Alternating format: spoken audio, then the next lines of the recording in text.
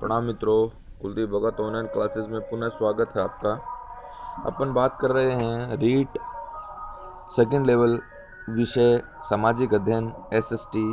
और आज अपना जो टॉपिक है ये है मुगलों की स्थापत्य कला के बारे में। तो देखिए, पहला जो प्रश्न है इसमें अपन देखें, बाबरी मस्जिद जो अयोध्या में स्थित है किसके द्वारा निर्मित है। तो पहला आपका जो ऑप्शन हो गया इसके अंदर, पहला ही आपका सही है। कौन सा है? बाबर के सेनापति मीर बाकी द्वारा बनाई गई थी। अब देखिए, 2 नंबर का प्रश्न है, किस शासक ने तैरता हुआ महल तथा तैरते हुए बाजार का भी निर्माण करवाया था। तो 2 नंबर का प्रश्न है, किसने करवाया था? हुमायूं ने करवाया था। बड़ा इंपॉर्टेंट क्वेश्चन बन गया जाता है ये। दीन पनाह कहाँ स्थित है जिसे शेरशाह द्वारा नष्ट करवाया गया था। तो दीन पनाह है, यह है 3 नंबर पे देखेंगे तो कहाँ स्थित है? दिल्ली के अंदर स्थित है। नेक्स्ट है, किस शासक ने शेरगढ़ नगर की नींव रखी जिसके वर्तमान अवशेष आज लाल दरवाजे और खूनी दरवाजे के रूप में ही बचे हैं। तो कौन सा है? शेर शाह ने। अब देखेंगे 5 नंबर का प्रश्न है, किला ए कोयना मस्जिद किसके द्वारा निर्मित है। तो किसके द्वारा निर्मित है? शेर शाह के द्वारा निर्मित है। 6 नंबर का प्रश्न है, ये देखेंगे आप, शेर शाह द्वारा जीटी रोड जो पूर्व बंगाल से प्रारंभ होकर के पंजाब तक जाती है उसका नाम क्या है? सड़क ए आजम। क्या नाम है? सड़क ए आजम। अब देखिए 7 नंबर का प्रश्न, शेरशाह सूरी ने अपने राज्य में प्रत्येक 4 मील की दूरी पर 1700 से अधिक सराय बनाए। इसकी देखभाल हेतु यह नया पद सर्जित किया गया है। तो यह आपका हो गया साहना। नेक्स्ट देखेंगे 8 नंबर का प्रश्न है, अकबर के शासनकाल में स्थापत्य कला का विशिष्ट लक्षण था। तो क्या था? अंडाकार गुंबद। नेक्स्ट देखिए 9 नंबर का प्रश्न, अकबर द्वारा निर्मित किलों में सबसे बड़ा कौन सा किला था। तो कौन सा किला था? इलाहाबाद का किला। अच्छा क्वेश्चन है ये भी। नेक्स्ट है, फतेहपुर सीकरी का निर्माण किसके द्वारा करवाया गया था। तो फतेहपुर सीकरी का निर्माण अकबर के द्वारा करवाया गया था। 11 नंबर का प्रश्न है, ये देखेंगे आप। 11 नंबर के प्रश्न में अपन बात करें, अकबर ने अपनी राजधानी 1585 में फतेहपुर सीकरी से कहाँ स्थापित कर ली थी। तो फतेहपुर सीकरी से अपनी राजधानी अकबर है ये कहाँ ले जाता है? लाहौर लेके जाता है। अब देखेंगे आपका 12 नंबर का प्रश्न है, टकसाल का कार्यालय स्थित था। तो टकसाल का कार्यालय कहाँ स्थित था? फतेहपुर सीकरी में। अब देखिए 13 नंबर का प्रश्न है, फतेहपुर सीकरी का सबसे बड़ा और सर्वश्रेष्ठ महल कौन सा है। तो ये है जोधाबाई का महल। अब देखिए 14 नंबर का प्रश्न है, किस महल को पर्सी ब्राउन ने मुगल स्थापत्य कला का रत्न कहा। तो किसने कहा? तुर्की सुल्ताना के महल को कहा गया। 15 नंबर का प्रश्न है, किस मस्जिद को फतेहपुर सीकरी का गौरव कहा गया है। तो किस मस्जिद को कहा गया है? जामा मस्जिद को कहा गया है। 16 नंबर का प्रश्न है, अकबर ने बुलंद दरवाजे का निर्माण है ये कब करवाया था। तो 1602 में बुलंद दरवाजे का निर्माण है ये हुआ था। अब 17 नंबर का प्रश्न देखिए, ताजमहल की डिजाइन किसने तैयार की थी। ताजमहल की डिजाइन है ये उस्ताद अहमद लाहौरी ने तैयार की थी। 18 नंबर का प्रश्न है, ये देखिए, लाल किले में स्थित है। तो नहर ए बहिश्त है ये लाल किले में स्थित है। 19 नंबर का प्रश्न है, ये देखिए, 1938 में दिल्ली में यमुना के किनारे किस नई राजधानी का निर्माण है यह करवाया गया था। तो 19 नंबर में है शाहजहानाबाद। शाहजहां ने करवाया था। अब देखिए 20 नंबर का प्रश्न है। 20 नंबर के प्रश्न में अपन देखेंगे तो लाल दिल्ली के लाल किले में स्थित शाही महल। तो दिल्ली के लाल किले में स्थित शाही महल दीवाने खास है। अब देखेंगे 21 नंबर का प्रश्न है, चांदी से निर्मित छत किस महल की है। तो चांदी से निर्मित छत दीवाने आम की है। अब देखिए, मीर जुमला ने गोलकुंडा से निकाले गए कोहिनूर हीरे को किसको भेंट किया था। तो शाहजहां को भेंट किया था। अब देखिए, अकबर के शासनकाल में भारत की यात्रा करने वाले किस यात्री ने यह लिखा था कि आगरा और फतेहपुर सीकरी लंदन से भी विशाल नगर हैं। तो 23 नंबर का जो प्रश्न है ये हो जाएगा एक रोल्फ फिंच। अब देखिए 24 नंबर का प्रश्न है, ये किस मुगल कालीन भवनों पर नूरजहाँ के परिष्कृत नारित्व की गहरी छाप है? तो देखेंगे ये है आपका आगरा में नूरजहाँ के 24 नंबर का आपका प्रश्न है और इसमें 2 नंबर का ऑप्शन सही हो जाएगा। आगरा में नूरजहाँ के पिता एतमदुल्ला का मकबरा। 25 नंबर का प्रश्न है, ये देखिए कला और स्थापत्य के क्षेत्र में मुगल काल को किस रूप से अभिहित करना उपयुक्त होगा? तो 25 नंबर में निरंतरता और चरमोत्कर्ष। 26 नंबर का प्रश्न, मुगल स्थापत्य शैली किन स्थापत्य शैली का सुंदर समन्वय है? तो ये सब फारसी और भारतीय शैली। 27 नंबर का प्रश्न है, मुगल स्थापत्य अपनी किस विशेषता के लिए सर्वाधिक प्रसिद्ध है? तो किस विशेषता के लिए है? अलंकरण और लालित्य। 28 नंबर का प्रश्न, मुगल स्थापत्य कला की निम्नलिखित में से कौन सी विशेषता नहीं है? तो कौन सी विशेषता नहीं है? यह टोटेदार छज्जे। 29 नंबर का प्रश्न है, बुलंद दरवाजे को अर्ध गुंबद द्वार शैली में निर्मित कराया गया, इस अर्ध गुंबद द्वार शैली को कहाँ से ग्रहण किया गया था? तो आपका 29 नंबर का प्रश्न है फारस से ग्रहण किया गया था। अब देखिए 30 नंबर पे, अकबर द्वारा निर्मित किस भवन में हिंदू स्थापत्य शैली सर्वाधिक स्पष्ट रूप से परिलक्षित होती है? तो 1 नंबर पे है आगरा के किले में जहांगीरी महल। अब देखिए 31 नंबर, अकबर कालीन किस भवन या भवनों की स्थापत्य योजना को बौद्ध स्थापत्य से प्रेरणा मिली है? तो मिली है आपको सिकंदरा में अकबर का स्वयं का मकबरा और फतेहपुर सीकरी का पंच महल दोनों। 32 नंबर का प्रश्न, निम्नलिखित में से किस किले का निर्माण अकबर के शासनकाल के दौरान नहीं किया गया था? तो ये हो जाएगा आपका असीरगढ़ का किला। अब देखिए 33 नंबर का प्रश्न, मुगल काल में निर्मित किस किले में दुर्ग प्रासाद स्थापत्य शैली में चरमोत्कर्ष को अनुभव किया जा सकता है? तो आपका इसमें ऑप्शन है, ये हो जाएगा दिल्ली का लाल किला। 34 नंबर का प्रश्न है, अकबर कालीन मुगल स्थापत्य शैली की निम्नलिखित में से कौन सी विशेषता नहीं है? तो कौन सी विशेषता नहीं है? अलंकरण के लिए पित्रातुरा का प्रयोग। 35 नंबर का प्रश्न देखिए, मुगल भवनों की दीवारों आदि पर शिल्पित फूल पत्तियों पर अर्ध बहुमूल्य पत्थरों को जड़ने की जड़ाऊ कला को पित्रातुरा कहते हैं। किस मुगल कालीन भवन में पहली बार पित्रातुरा का प्रयोग हुआ है? तो किस भवन में हुआ है? आगरा के एतमादुल्ला के भवन में हुआ है। अब 36 नंबर का प्रश्न देखें, मुगल काल में हाथी दांत पर नक्काशी के लिए निम्नलिखित में से कौन सा नगर प्रसिद्ध नहीं था? तो कौन सा नगर प्रसिद्ध नहीं था? मथुरा प्रसिद्ध नहीं था। 37 नंबर का प्रश्न है, ये देखिए वर्तमान में तख्ते ताउस तेहरान के गोल्डस्टोन पैलेस में है, यह स्थान किस देश में है? तो देखेंगे 37 नंबर में है ईरान के अंदर। 38 नंबर का प्रश्न है, निम्न में से मुगल शासकों का शाही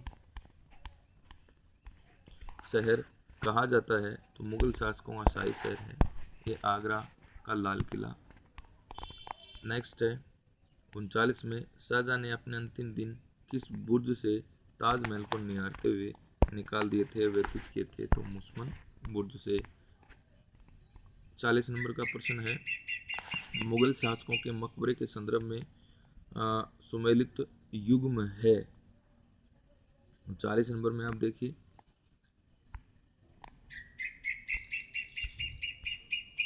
इसके अंदर सारे के सारे सही है भाई, देख लेते हैं अपन एक बार। अकबर का मकबरा सिकंदरा में स्थित जहांगीर द्वारा निर्मित, इसकी बनावट बौद्ध विहार जैसी है। यह मकबरा गुंबद विहीन है। यह प्रथम मकबरा था जिसमें मीनारों का प्रयोग हुआ। बहुत बढ़िया बात है, अच्छी बात है, सही है ये। बाबर का मकबरा देखिए, बाबर को 26 दिसंबर 1530 में मृत्यु के बाद आगरा के नूर अफगान में यानी आरामबाग में दफनाया गया। बाद में अंतिम रूप से काबुल में दफनाया गया। सही है। शेरशाह का मकबरा सासाराम बिहार में है, जो हिंदू ईरानी शैली या वास्तुकला का प्रथम समन्वय है। इम्पोर्टेंट क्वेश्चन है भी ये सारे के सारे मकबरे हैं, इम्पोर्टेंट हैं, तो ये उपयुक्त सभी हैं।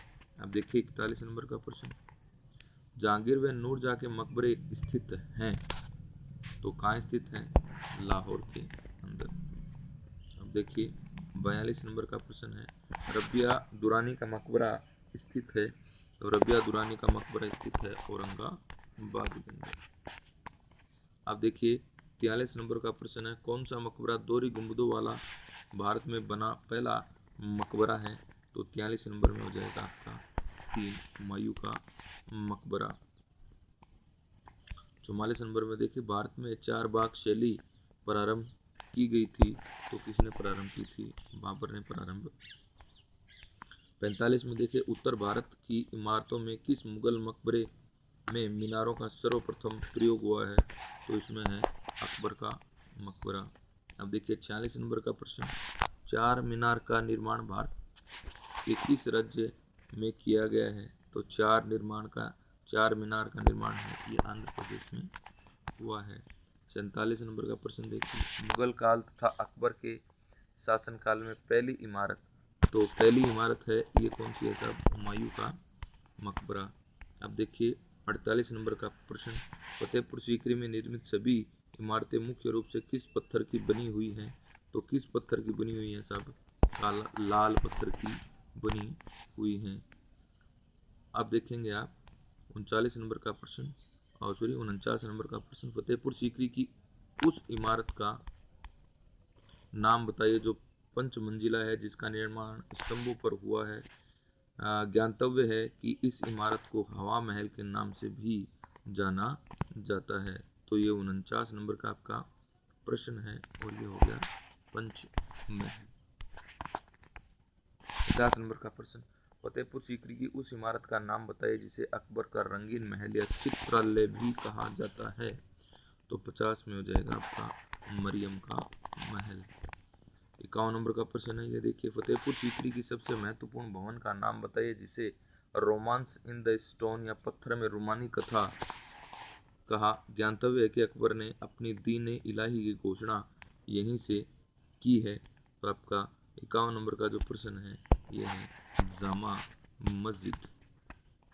52 नंबर का प्रश्न है, ये देखिए, बुलंद दरवाजे के निर्माण में किस पत्थर का उपयोग है? ये हुआ है लाल व काला बलुआ पत्थर का प्रयोग हुआ है।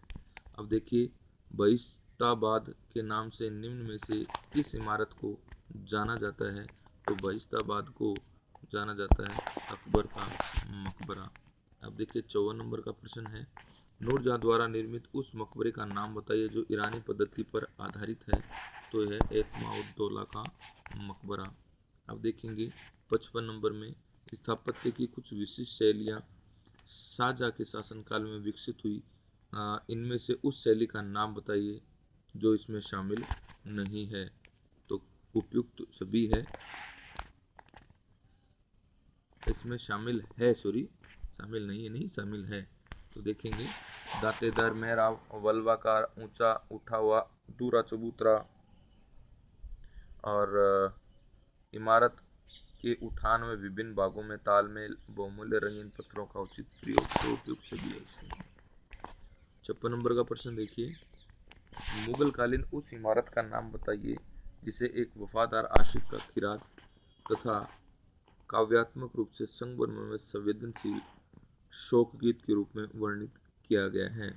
तो 56 नंबर में हो जाएगा आपका ताज महल। 57 नंबर का प्रश्न, शाहजहां के समय बनी इमारतों में सबसे अधिक अलंकृत इमारत का नाम बताइए। तो आपका है दीवाने खास। 58 नंबर का प्रश्न है, इसमें देखिए, आगरे के किले में स्थित सबसे सुंदर भवन का नाम बताइए। सबसे सुंदर भवन का नाम बताइए इसका निर्माण शाहजहां ने अपनी पुत्री जहां आरा के सम्मान में करवाया था। तो 58 नंबर का प्रश्न है, ये है आपका मोती मस्जिद। अब है 59 नंबर का प्रश्न, निम्न में से किस किले को भाग्यवान दुर्ग या किला मुबारक के नाम से भी जाना जाता है? तो ये है लाल किला। अब 60 नंबर का प्रश्न है, उस मुगल शासक का नाम बताइए जिसने भारत में फारस और तुर्किस्तान के ढंग से नए बाग बगीचों का लगवाना आरंभ किया था। तो किसने आरंभ किया था साहब? 60 में है बाबर। 61 नंबर का प्रश्न है, जहां आरा के संदर्भ में सत्य कथन है, ये देखेंगे तो जहां आरा के संदर्भ में सत्य कथन जो है, ये आपका 61 नंबर का प्रश्न है। तो उपयुक्त तो सभी कथन सत्य हैं। एक बार अपन पढ़ लेते हैं। देखिए, जहां आरा को सूरत के बंदरगाह नगर की जो विदेश व्यापार का एक लाभ केंद्र था से राजस्व प्राप्त था, जहां आरा ने शाहजहाबाद में निर्मित कारवासराय के निर्माण शैली में हिस्सा लिया। चांदनी चौक की रूपरेखा जहां आरा ने बनाई थी। गुलबदन बेगम बाबर की पुत्री, हुमायूं की बहन, अकबर की चाची थी। तो उपयुक्त कथन क्या है? सही। 62 नंबर का प्रश्न देखिए, निम्नलिखित में से कौन सा स्थान मुगलों की राजधानी नहीं थी? तो 62 नंबर में आप देखेंगे ये है आपका मथुरा। 63 नंबर है, ये देखिए, निम्नलिखित में से कौन सा स्मारक फतेहपुर सीकरी में नहीं है? तो अकबरी महल है, ये फतेहपुर सीकरी में नहीं है। अब देखिए 64 नंबर का प्रश्न है, इसमें देखें आप, निम्नलिखित कथनों पर विचार करना है आपको। निम्नलिखित कथनों पर विचार करें। क्वेश्चन नंबर में तो आपके जो हैं, देखिए, कंपनी के मुख्य प्रशासनिक कार्यालय समुद्र तट से दूर बनाए गए। राइट्स क्लर्कों को कहा जाता था और राइट्स बिल्डिंग मुंबई में स्थित थी। तो इसके अंदर जो सही है 64 नंबर में, वो केवल 3 सही है। और केवल तीसरा जो क्वेश्चन है वो राइट्स बिल्डिंग मुंबई में स्थित थी। तो 64 नंबर का प्रश्न। 65 में देखिए, नव शास्त्रीय न्यू क्लासिकल शैली की विशेषता आपको बतानी है। तो 65 नंबर में आपका जो है, इसमें देखिए सही ऑप्शन इसमें है बड़े बड़े स्तंभों के पीछे रेखा गणितीय संरचनाओं का निर्माण।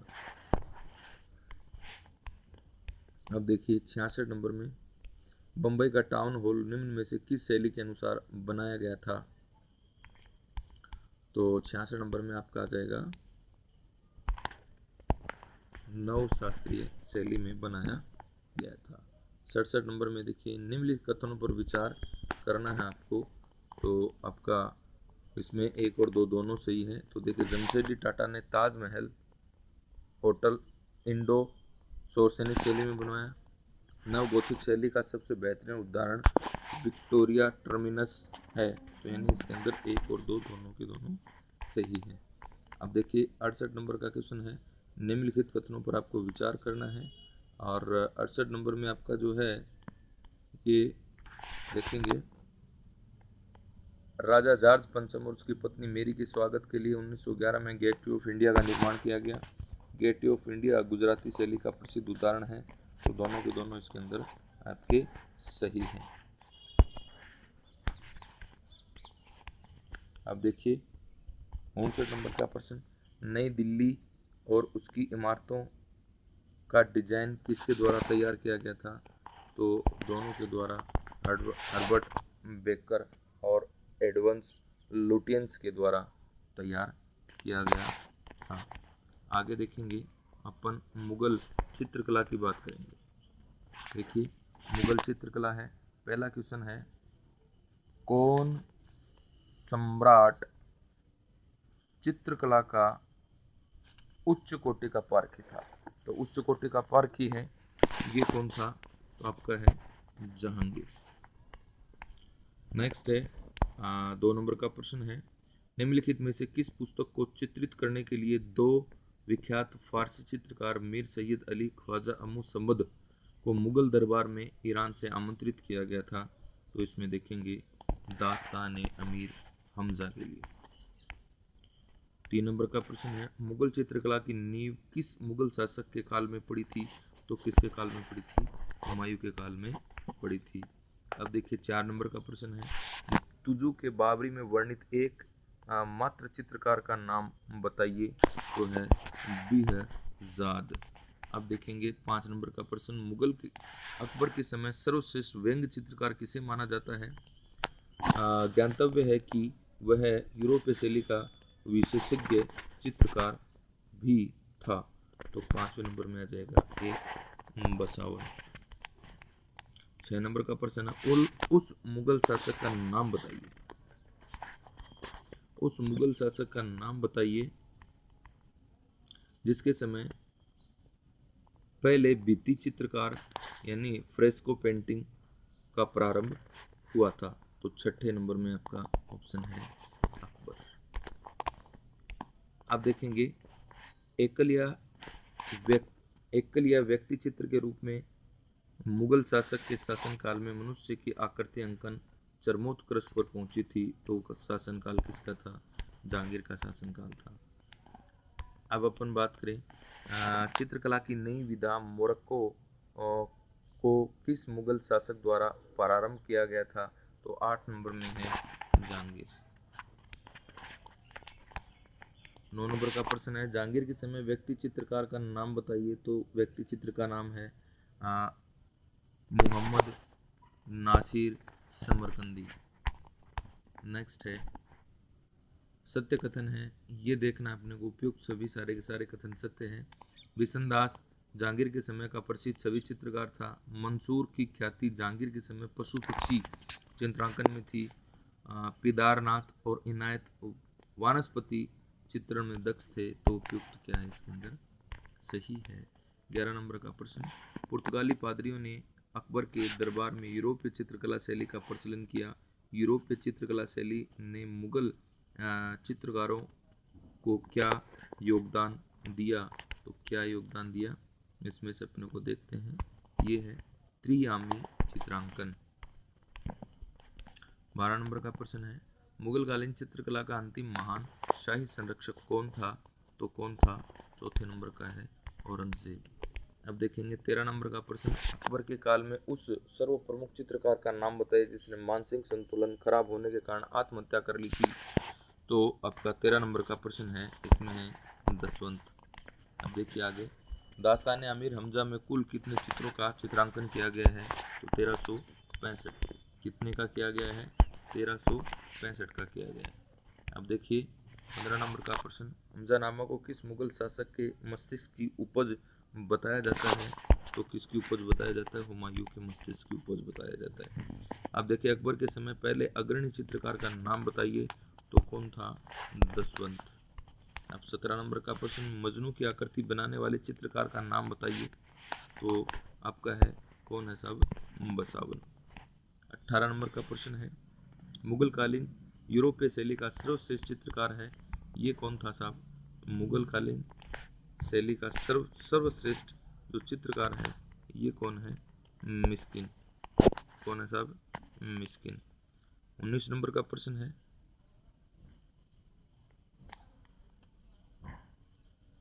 19 नंबर के प्रश्न में देखिए, जहांगीर ने आगरा में किसके नेतृत्व में एक चित्रशाला का निर्माण करवाया था? किसके नेतृत्व में करवाया था?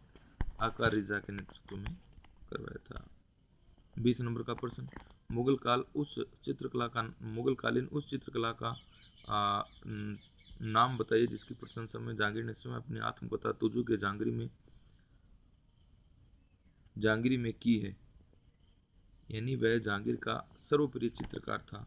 तो कौन है साहब ऐसा चित्रकार? अबुल हसन। 21 नंबर का प्रश्न, जहांगीर के समय उस सर्वश्रेष्ठ चित्रकार का नाम बताइए जिसकी महत्वपूर्ण कृतियों में साइबेरिया का एक बिरला सारस तथा बंगाल का अनोखा पुष्प और लाल फूलों की बहार है। तो ये चित्रकार कौन सा है साहब? ये चित्रकार है मंसूर, उस्ताद मंसूर। अब है 22 नंबर का प्रश्न, जहांगीर के समय मानव रूपी छवि को उकारने वाला सर्वश्रेष्ठ चित्रकार कौन था? ज्ञातव्य है कि यह जहांगीर कालीन चित्रकला विभाग का प्रमुख चित्रकार था, तो ये है फकीरुल्लाह। 23 नंबर का है, अबुल फजल किसे यह कहते हुए उद्धत करता है, कई लोग ऐसे हैं जो चित्रकला से घृणा करते हैं, पर मैं ऐसे व्यक्तियों को नापसंद करता हूँ जो, मुझे लगता है कि कलाकार के पास खुदा को पहचानने वाले तरीका है, क्योंकि कहीं न कहीं उसे यह महसूस होता है कि खुदा की रचना को वह जीवन दे सकता है। तो 23 नंबर का जो प्रश्न है आपका हो जाएगा ये अकबर का कथन है। नेक्स्ट देखिए, महत्वपूर्ण चित्रित मुगल इतिहासों में सर्वाधिक ज्ञात है, तो क्या ज्ञात है? अकबरनामा और बादशाहनामा। नेक्स्ट देखेंगे, आगे जो आपका है ये है मुगल साहित्य। मुगल साहित्य में आपका जो पहला प्रश्न है ये देखेंगे आप, औरंगजेब के शासनकाल का सर्वाधिक महत्वपूर्ण हिंदू इतिहासकार था, तो कौन था? फतहात ए आलमगीरी का लेखक पंडित ईश्वरदास नागर। आगे देखिए, 2 नंबर का प्रश्न है, सल्तनत काल में हिंदू का जन्म दक्कन में हुआ, परंतु मुगल काल में इस बादशाह के दरबार में इसे साहित्यिक भाषा के रूप में स्वीकार किया। तो कौन है सा? मोहम्मद शाह रंगीले। 3 नंबर का प्रश्न है, अकबर के दरबार में एक्वाविना और मोन्सरेत नामक 2 विदेशी यात्री किस देश ने भेजे थे? तो 3 नंबर का प्रश्न है, किसने भेजे थे साहब? पुर्तगाल। अब देखिए 4 नंबर का प्रश्न, वह कौन विदेशी यात्री था जिसने शाहजहां के शासनकाल में सार्वजनिक रूप से दयनीय स्थिति का वर्णन किया है? तो कौन है? पीटर मंडी। 5 नंबर का प्रश्न, किस विदेशी यात्री ने शाहजहां के शासनकाल का सबसे रोचक शाहजहां नहीं, औरंगजेब, किस विदेशी यात्री ने औरंगजेब के शासनकाल का सबसे रोचक व सजीव वर्णन किया? तो देखिए ऑप्शन 5 नंबर में है डॉक्टर गेमिली करेरी। 6 नंबर का प्रश्न देखिए, अकबर के काल का सर्वाधिक प्रसिद्ध और विद्वान फारसी कौन था? तो कौन था साहब? ये था अबुल फजल। 7 नंबर का प्रश्न, निम्नलिखित में से कौन लेखक अकबर का महान आलोचक था? तो आलोचक कौन था साहब? बदायूनी। 8 नंबर का प्रश्न, अकबर के दरबार का सर्वाधिक प्रसिद्ध कवि कौन था? तो कौन था साहब? गिजाली। 9 नंबर का प्रश्न, निम्नलिखित में से कौन इतिहासकार शाहजहां का दरबारी इतिहासकार नहीं था? तो कौन नहीं था? अब्दुल हमीद लाहौरी नहीं था। अब देखिए 10 नंबर का प्रश्न, औरंगजेब के शासनकाल में काफी खान ने मुंतखब उल लुबाब की रचना गोपनीय रूप से क्यों की थी? तो गोपनीय रूप से क्यों की थी? तो ये हो जाएगा आपका, औरंगजेब ने अपने शासनकाल में इतिहास के लेखन पर क्या लगा दिया था? विरोधी था या पाबंदी लगा दी थी। 11 नंबर का प्रश्न, मुगल काल का सर्वाधिक बिकने वाला ग्रंथ है, ये कौन सा है? तो कौन सा है? मुंतखब उल तवारीख। 12 नंबर का प्रश्न, किसने गणित की प्रसिद्ध पुस्तक लीलावती का फारसी में अनुवाद किया था? तो किसने किया था साहब? फैजी ने किया था। 13 नंबर का प्रश्न, fall of the Mughal empire किसकी पुस्तक है? तो किसकी पुस्तक है साहब? सर जदुनाथ की पुस्तक है। 14 नंबर का प्रश्न, उर्दू भाषा मूलतः किस भाषा का शब्द है? तो उर्दू है, यह है किस भाषा का है? तुर्की भाषा का है। नेक्स्ट देखिए, हरि सौभाग्यम की रचना किसके द्वारा की गई थी? तो देव विमल के द्वारा की गई थी। अब देखिए 16 नंबर का प्रश्न, वाकयात आलमगीरी की रचना निम्न में से किसने करी थी? तो किसने करी थी? महमूद मसूम ने की थी। 17 नंबर का प्रश्न, अकबर ने 1577 में प्रसिद्ध चित्रकार ख्वाजा अब्दुल समद को कहाँ की टकसाल का प्रभारी है ये नियुक्त किया था? तो फतेहपुर सीकरी।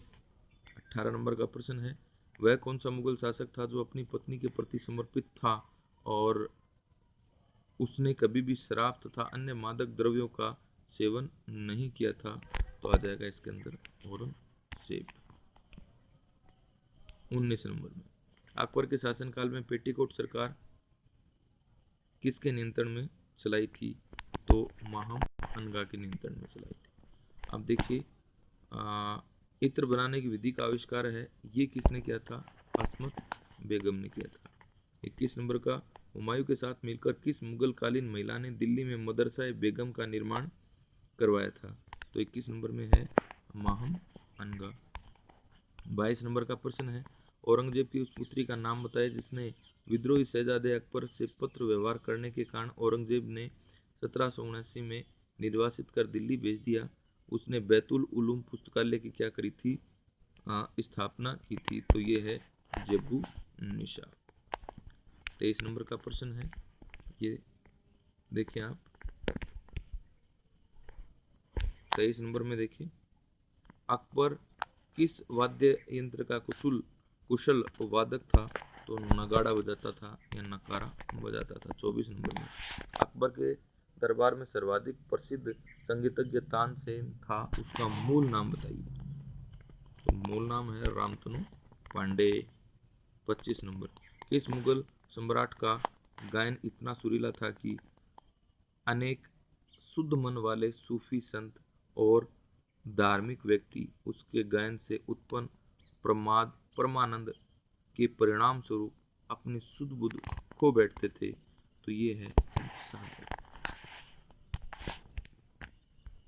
26 नंबर में देखिए, अबुल फजल द्वारा रचित आईन अकबरी को अकबर के शासनकाल में 42वें वर्ष यानी 1598 में कितने संशोधनों के बाद पूरा किया गया था? तो 5 संशोधनों के बाद पूरा किया था।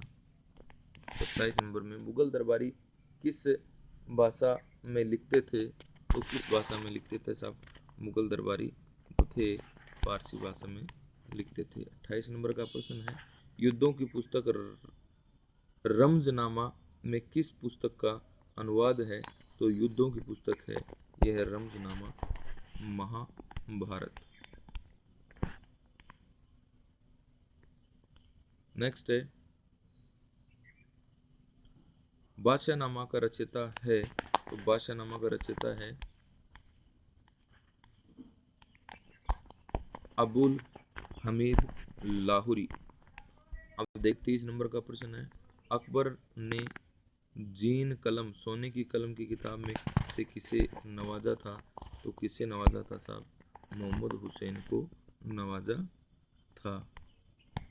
अब देखिए, सिर अकबर किस ग्रंथ का अनुवाद है? तो सिर अकबर है, ये किस ग्रंथ का अनुवाद है साहब? उपनिषदों का अनुवाद है। अब देखेंगे, अलान कुआ निम्नलिखित में से एक है? तो अलान कुआ निम्नलिखित में से एक है, ये है दंत कथा। 33 नंबर का प्रश्न है, कस्व उल महजुब निम्न में से किसकी कृति है? ये है अबुल हसन अल हुजवीरी। 34 नंबर का प्रश्न है, नस्तलिक और शिकस्त निम्न में से थी? तो क्या है? ये लिपि है। अब है मसोलिक उल अवसर उल ममालिक उल अमसर निम्न में से किसके द्वारा रचित है? तो किसके द्वारा रचित है?